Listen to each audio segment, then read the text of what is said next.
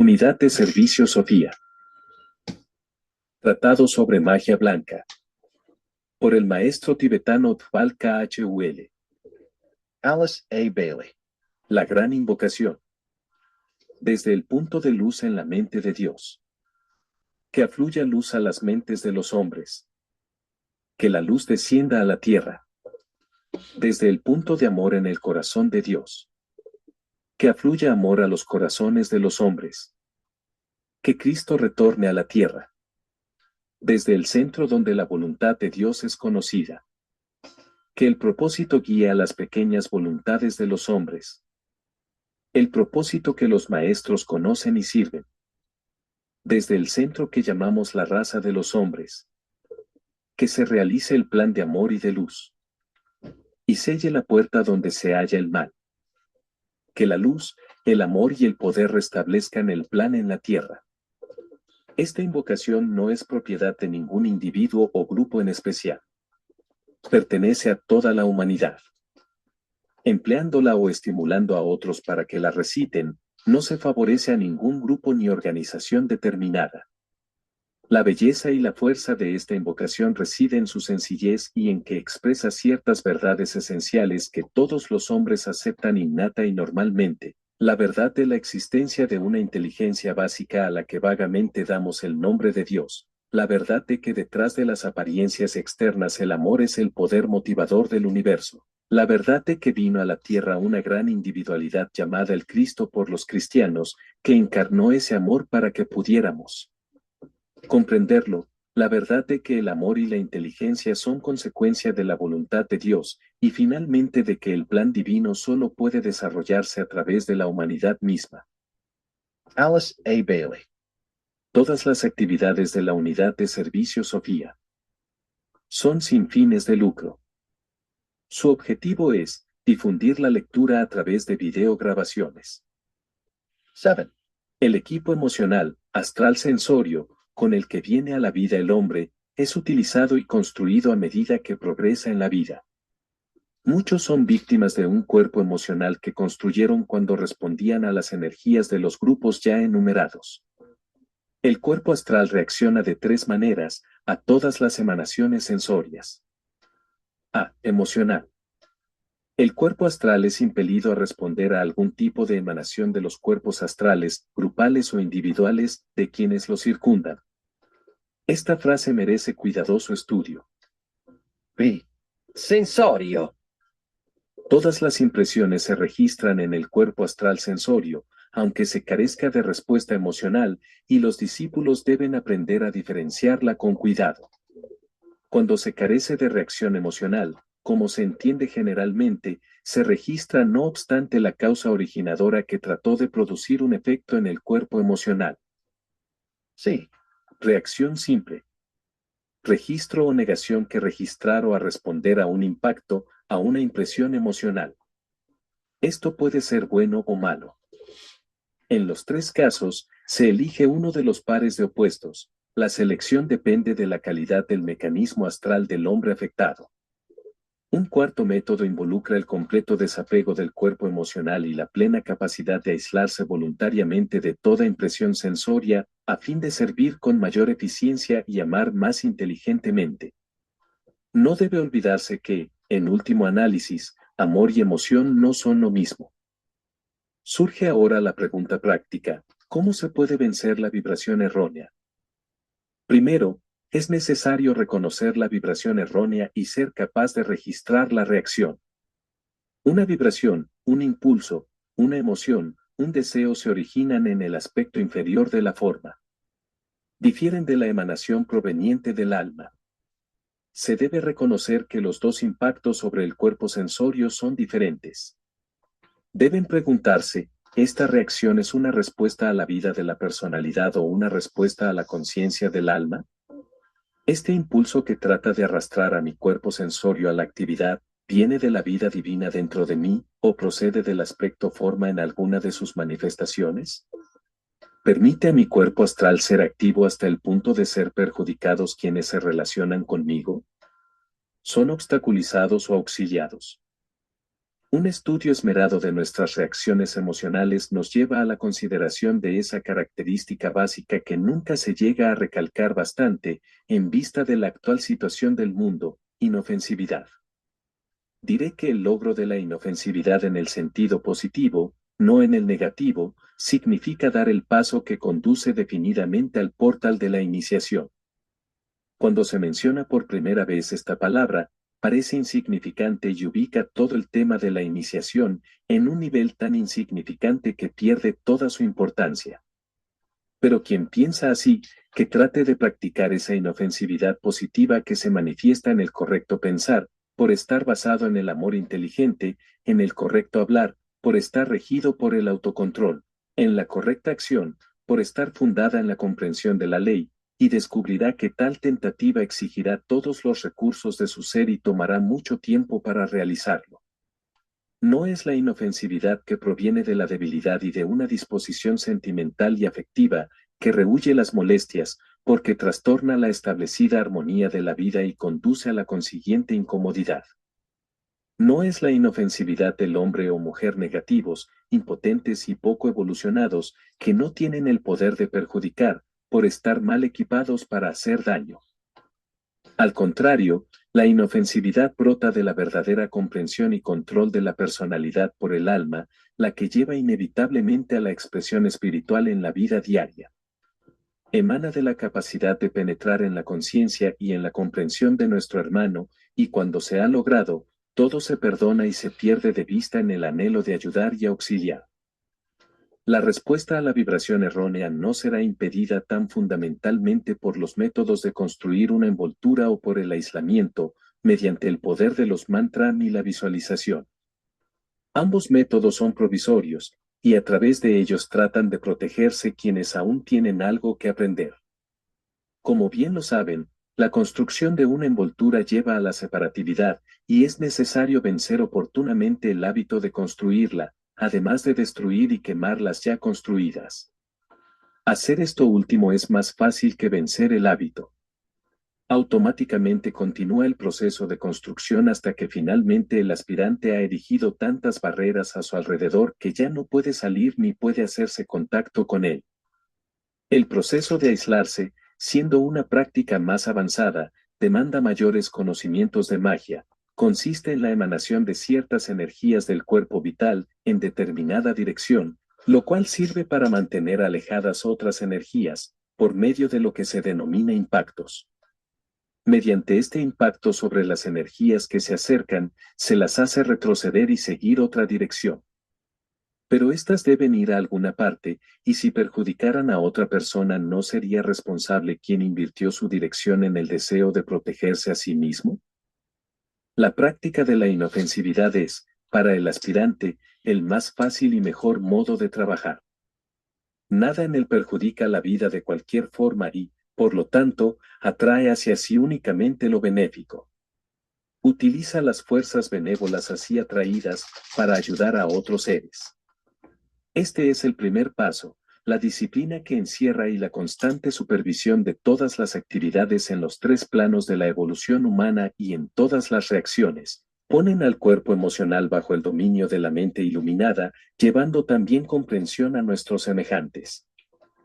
Segundo, en una etapa posterior, el discípulo aprende a absorber y transmutar las vibraciones erróneas y las energías destructivas. No tiene envolturas ni barreras. No se aísla ni se aparta de sus hermanos. Mediante la inofensividad ha aprendido a neutralizar todas las emanaciones malignas. Ahora actúa con otro tipo de positividad. Definidamente y con plena conciencia de lo que hace, atrae hacia sí todas las emanaciones malignas, energías destructivas y fuerzas erróneas. Las desintegra en sus partes componentes y las envía de retorno a su lugar de origen, neutralizadas, impotentes e inofensivas, pero intactas en su naturaleza. Quizás creerán que esta enseñanza es difícil e imparte muy poco al aspirante común. El método de la enseñanza esotérica es así, pero quienes saben lo comprenderán, y hablo para ellos. Hay otro método más avanzado que emplea el iniciado. Mediante el conocimiento de la ley y de ciertas palabras de poder, Puede ordenar el retroceso de las energías y el regreso a su centro de origen, pero con este método nada tenemos que hacer. Deben aún practicar mucho la inofensividad y vigilar cuidadosamente su aplicación en la vida diaria. La correcta dirección de la energía astral está resumida en sus tres aspectos en el antiguo libro de las reglas, dado a los chelas en los grados de ingreso. Todas las verdaderas escuelas esotéricas comienzan por el control del cuerpo astral, y el chela debe memorizar y practicar estas tres reglas después de haber efectuado algún verdadero progreso al expresar la inofensividad. Regla 1. Penetra en el corazón de tu hermano y ve su dolor. Entonces habla. Que las palabras pronunciadas le impartan la poderosa fuerza que necesita para soltar sus cadenas. Pero tú no las sueltes. Tuya es la tarea de hablar con comprensión. La fuerza que él reciba lo ayudará en su trabajo. Regla 2.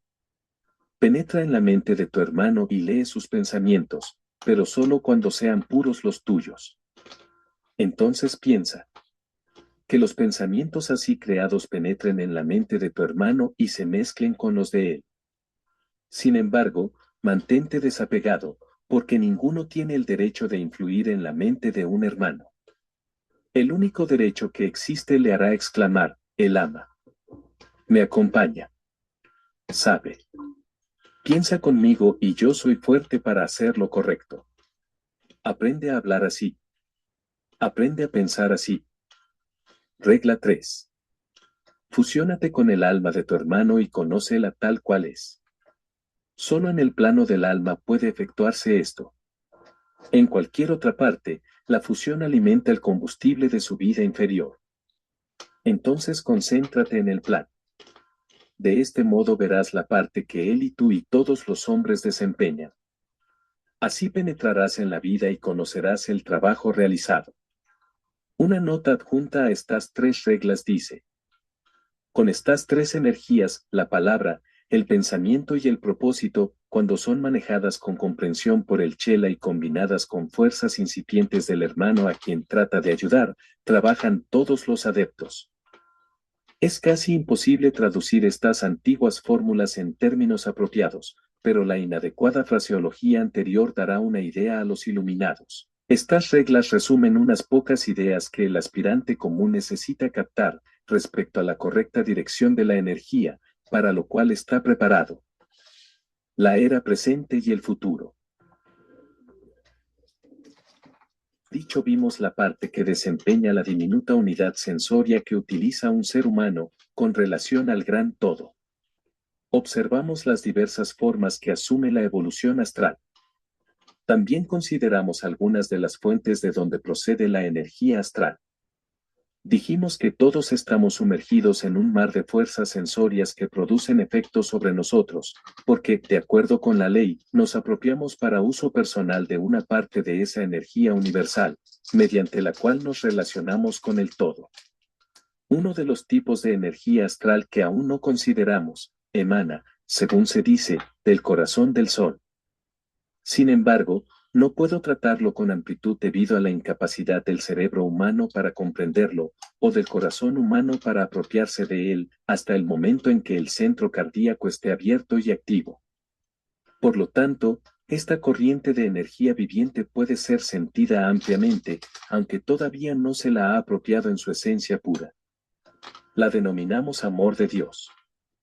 Es en efecto esa fuerza magnéticamente atractiva que fluye y se exterioriza libremente y conduce a cada peregrino al hogar del Padre. Es esa fuerza que se agita en el corazón de la humanidad y se expresa por medio de los avatares del mundo, de los anhelos místicos de cada ser humano, de todo movimiento que tiene como objetivo el bienestar humano, de las tendencias filantrópicas y educativas de cualquier tipo, del así llamado mundo natural, a través del instinto de la maternidad protectora. Pero esencialmente es una sensibilidad grupal, y solo en la venidera era acuariana su verdadera naturaleza será adecuada y correctamente comprendida. Trato esto aquí pues es uno de los factores a considerarse.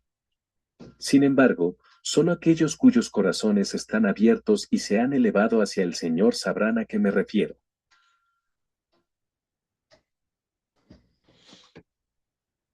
inútil ocuparnos de lo que está muy lejos para la raza. Los problemas inmediatos piden atención, problemas personales o raciales, todos los cuales conciernen al control del vehículo astral. Se brinda la oportunidad de demostrar en el caos las potencialidades del ego o alma, y su capacidad de controlar y dominar dentro de su reducida esfera de influencia. He aquí para todos los aspirantes el esfuerzo especial que deben realizar en los futuros días, y, para guiarlos, haré ciertas sugerencias que podrán aceptar o no, según su criterio. Debe recordarse que todo aspirante es un punto focal de energía y que en el lugar donde se encuentre debería ser un punto focal consciente. En medio de la borrasca y la tormenta hará sentir su presencia. La ley de acción y reacción rige aquí, y a menudo los grandes seres, previendo la necesidad de tales puntos de contacto interno, en periodos de intranquilidad mundial, como el actual, reúnen en ciertas localidades a quienes aspiran a servir. Actúan como contrapeso y ayudan al plan general, y simultáneamente aprenden las lecciones necesarias. El esfuerzo por parte de todos los aspirantes no debería ser resistir y repeler la presión o luchar y defenderse. Dicho método centraliza la atención en el no-yo y conduce a un mayor caos. El esfuerzo debiera consistir en hacer contacto con el yo superior y mantenerlo firme y estable, y alinearse en forma tan directa que la fuerza y el poder del alma puedan verterse sobre la triple naturaleza inferior y a través de ella. Esta afluencia originará una constante irradiación que afectará el medio ambiente, exactamente en proporción a la extensión del contacto interno, y en relación directa con la pureza del canal que vincula el cerebro físico con el cuerpo causal. El aspirante también debería obtener ese auto-olvido que se refiere al yo inferior y se fusiona con el bien existente en quienes han establecido contacto. El recuerdo y el olvido del yo debieran marchar juntos. El hombre que trata de proporcionar un punto de contacto entre el caos y quienes trabajan para fines constructivos y en bien del orden, debería utilizar análogamente ese factor tan necesario, el sentido común, en todo lo que se realiza. Esto siempre involucra obediencia a la ley de la economía de la fuerza, debido a la discriminación y al verdadero sentido de los valores. Donde están presentes se economizará tiempo, se conservarán las fuerzas, la energía será sabiamente distribuida, el excesivo celo eliminado y los grandes seres podrán contar con la sagacidad de un aspirante y encontrar así un colaborador. Todo entrenamiento esotérico tiene en vista el desarrollo del aspirante para que pueda ser, en verdad, un punto focal de energía espiritual. Debe recordarse, no obstante, que, bajo la ley, este entrenamiento será cíclico y tendrá su flujo y reflujo, como todo lo demás en la naturaleza. Las épocas de actividad suceden a las de pralaya, y los periodos de contacto alternan con periodos de aparente silencio. Observen aquí la elección de las palabras. Esto se debe a la imposición de la ley de periodicidad, y si el estudiante se desarrolla debidamente, cada periodo de pralaya será seguido por uno de mayor actividad y más poderosa realización. El ritmo, el flujo, el reflujo y el medido compás de la vida palpitante constituyen siempre la ley del universo y, al aprender a responder a la vibración de los altos lugares, debe tenerse en cuenta esta periodicidad rítmica. La misma ley rige para un ser humano, un planeta, un sistema solar, todos los centros o puntos focales de energía de alguna vida más grande. Para que tenga éxito el trabajo que llevan a cabo, y consiste mayormente en la tarea de desarrollar la capacidad para hacer contacto con ciertas corrientes en niveles mentales, corrientes que emanan del yo superior, del grupo egoico o del maestro, deben existir ciertas condiciones definidamente planificadas y estar presentes ciertos factores. Cuando estos no existen, las corrientes, si así puedo expresarlo, se desvían y no se produce el contacto. Si es necesario atender asuntos mundanos y estos periodos llegan en todo ciclo de vida, entonces debe concentrarse la atención en esos detalles, y el contacto superior quedará provisoriamente sin realizar. Tal atención a los asuntos del plano físico no es necesariamente pérdida de tiempo, porque constituye parte del plan en ese momento particular como cualquier otro tipo de servicio. La plena expresión y conciencia en cada uno y en todos los planos es el objetivo, recordando que cada plano, con sus diversos estados de conciencia, es también parte de la vida divina. La mayoría de los aspirantes carece de la conciencia de síntesis y de la capacidad de mantener y registrar la continuidad. Si existe el caos emocional o mental, entonces nuevamente se desvían las corrientes y el cerebro no registra lo visto y oído internamente. Si estamos fatigados y el cuerpo físico necesita descanso, entonces, análogamente, no se registra lo interno. Los centros en el vehículo etérico se vitalizan y activan en la tarea de hacer contacto y la consiguiente transmisión de energía. Por lo tanto, si la vitalidad es poca y los fluidos pránicos no se asimilan, entonces disminuye todo el contacto vibratorio y el centro deja de registrar vibración y respuesta. Por otra parte, cuando el estímulo es adecuado y las demás condiciones se transforman en la necesaria tranquilidad, pueden enfrentarse nuevamente las corrientes, llegar la respuesta y originarse un nuevo ciclo de receptividad.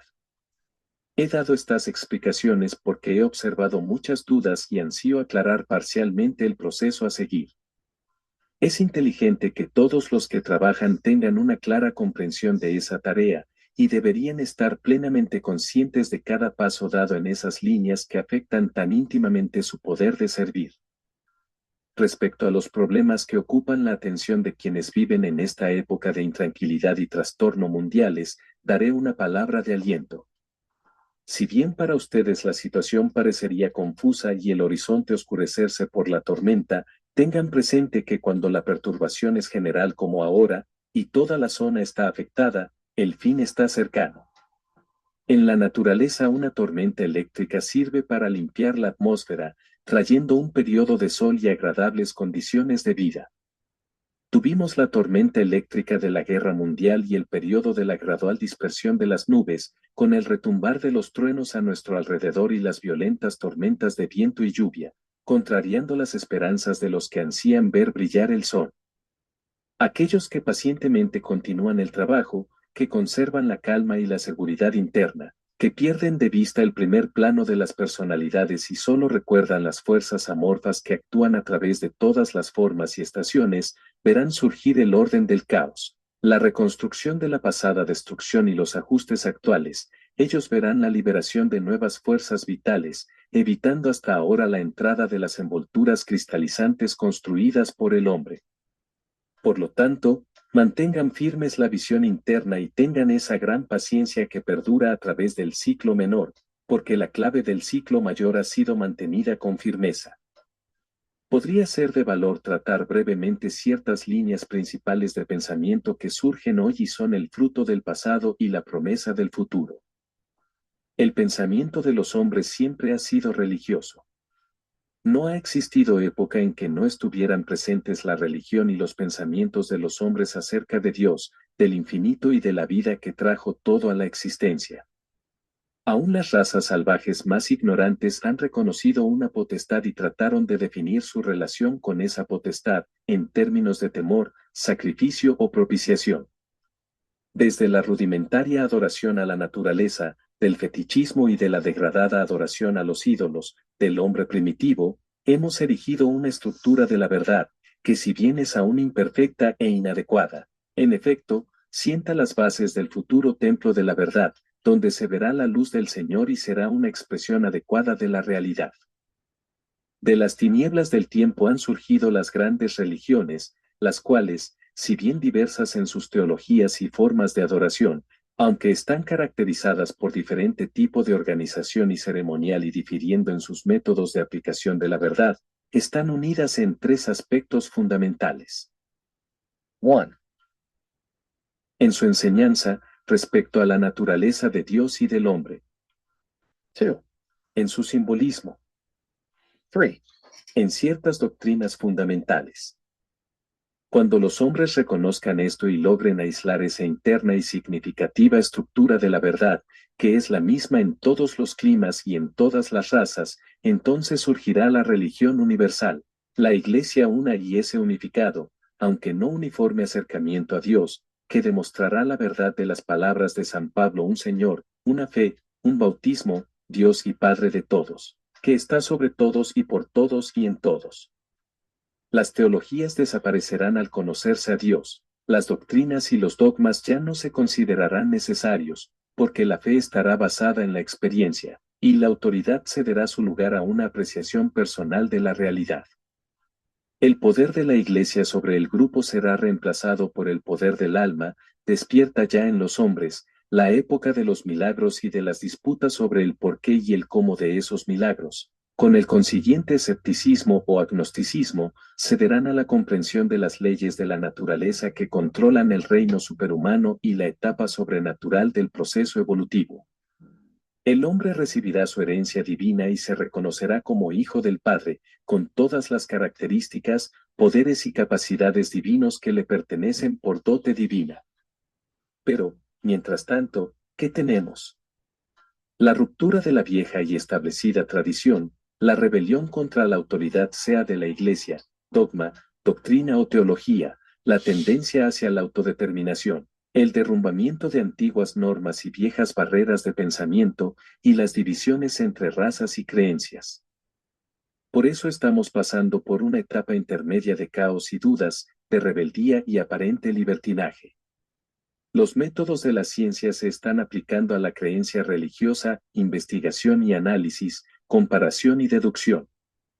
La historia de las religiones, las bases de la doctrina, el origen de las ideas y el acrecentamiento de la idea de Dios están siendo investigados y estudiados. Esto conduce a muchas controversias y al rechazo de las antiguas ideas establecidas respecto a Dios, el alma, el hombre y su destino. Siempre han existido escuelas de pensamiento que difieren en ideas y métodos, y las 6 escuelas de la filosofía india han encarnado en sí prácticamente todas las conjeturas fundamentales del hombre sobre el porqué y para qué de la manifestación. Poco nuevo ha agregado Occidente a estas 6 escuelas especulativas, si bien la mente occidental, con su genio para la técnica y los métodos científicos, ha elaborado las ideas y diferenciado las 6 teorías en una multiplicidad de proposiciones menores. De la miscelánea de ideas, teorías, especulaciones, religiones, iglesias, cultos, sectas y organizaciones, surgen 2 líneas principales de pensamiento, una destinada finalmente a desaparecer, la otra a fortalecerse y a aumentar, hasta que de nacimiento, para nosotros, a la última formulación de la verdad que será suficiente para la próxima era y llevará al hombre al elevado pináculo del templo y al monte de la iniciación. Estas 2 líneas son 1. Aquellos que miran hacia el pasado y se aferran a las viejas costumbres, a las antiguas teologías y a los métodos reaccionarios de rechazo para hallar la verdad. Ellos reconocen la autoridad, sea la de un profeta, una Biblia o una teología. Son los que prefieren obedecer a la autoridad impuesta, en vez de la guía autoimpuesta de un alma iluminada. Siguen a una iglesia y a un gobierno, se caracterizan por la devoción y el amor puros, pero no quieren reconocer la divina inteligencia de que están dotados.